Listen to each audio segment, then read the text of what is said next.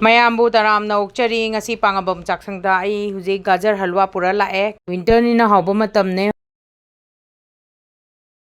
ahambada gajar se laure gajar se kilo amaga gram chamu oiren phajan chamto aga laure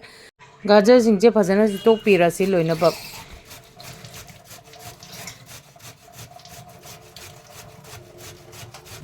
गाजर से हुजिकांदी यामनसु मसक से ngang yam thumbadi oidri adu tasu gajar se ahamba ek tholopada chaningi dana aduna sida gajar se tawbani adong sigi gajar gi recipe se yam thuna laina khoi gi pressure cooker da thuna tawgadaba recipe ni mayam si se soiden ki loibabu gimbiyu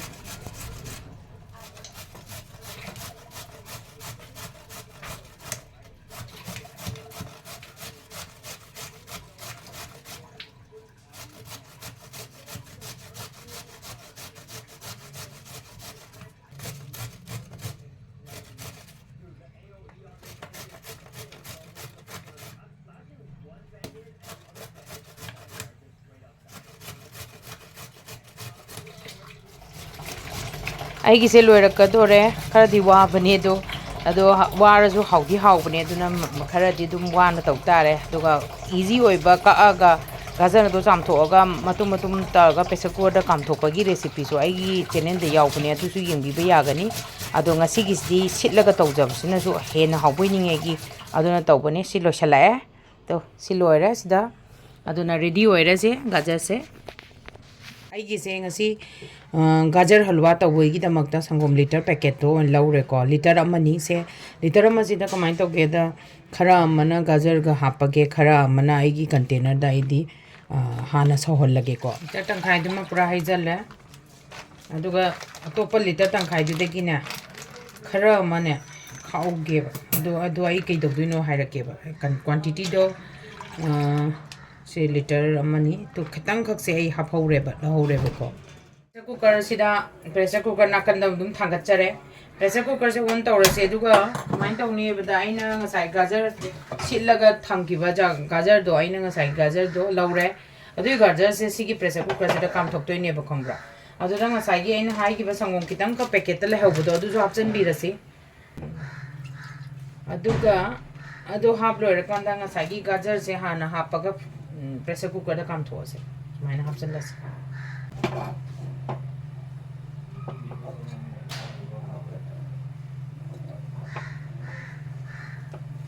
Gajar Halwa hawbase yam kuina changidana aduga akoi matam leirakta numitadi dum akoina thujaninga numit chaninga numit se sidadi sigi recipe se soringi try tobiu adagi atopa kuibadu so aigi channel da dum Pangambam Chakshang da dum yawbani yengbiu adum kuina lo laga tobadu so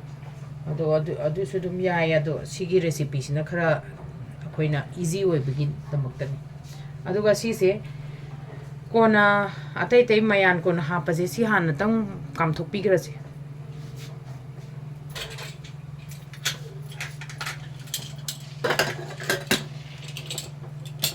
no smain tawdana ani rak tang kam mani sangom je sorak tore ko sigi sangam sigi stage sida ai sagi vinegar se kara hapase chamas ama mukti chang da ko adu hapase adu ka sangom ja sorak ko sida dum sangom je dum palhala kano to holadam ne se vinegar hapakan da masam thanda paneer gi tongan na sangom je bindhaon chala dam ne to sangom je bindhaon chala yenge tu sangom je sumain to da nang hap kano to roga kitang wali male ma si tongan na tarak tri ba si sangom ngau bo se si uhal si bo yaw dra kan sangom ngau bo se loina bok thola kan da ne ba khoina mapangai loi lok thok si sangom khari yawri dana se ngau bo ma chu se aduna kitang wa le si gi vinegar se aduna kitang ka hapchan bada dum yani nakanda dum mai gi ngasai pressure cooker si de dum lai tawri ko tu si yara ne tu si masam tanda kana tor ani mai torong hatang opiro tu yengo tu si tongan tare si sanada sundok pira si ko ai muthat lage mai se duga khara inga kanda sanada sundok pira si sangom do adu nga sai gi akoina vinegar khara hap ki bene ne si matak si ising khara na toroga ne si gi panis gi keno se si gi mapang sangom mapan ge se si je akoina mo keno to se ba chamdok se ba duga si gi mahi le hori se si mai se akoina tan ke tot pokop da dum yauraga dum season aro tu sigi je sangom liter ama tang patana haitara almost sigi sangom pande to e to si se ai uzi sing da kitang mathak ta gi dum running water de gi dum cham challa ko duga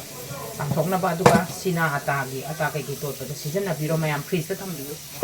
de ha pro dry fruit kesuna kitang ka log jare saffron gi strand khara log jare de gi pistachio log jare duga जीरा से हम important हो इसी escape तो भी गनो मरु मंगा तरुक तरे मुग लग जरे सी जे लग थोगने फजना लग थोगने कुपना सुगायर का मनम निसिनो मनुंगी से थाकते बको सिगे मु केनो से दुगा आई सुगायर गे आगे तो मनिन ताकरे सिगे से दुगा मही याव दे दुम कंगना दुम खितंग खग यावे संगोम की तो बई दो दुगा छिदा दुम कंगन लाते ने दुगा दुम छिदा दुम थोंग जल्ला aduga huzik sidagi sidanga sagi aina tawkiba sangom do sangom pan ke sem gi bisa sise loktho asi duga dum hapsala se sumaina du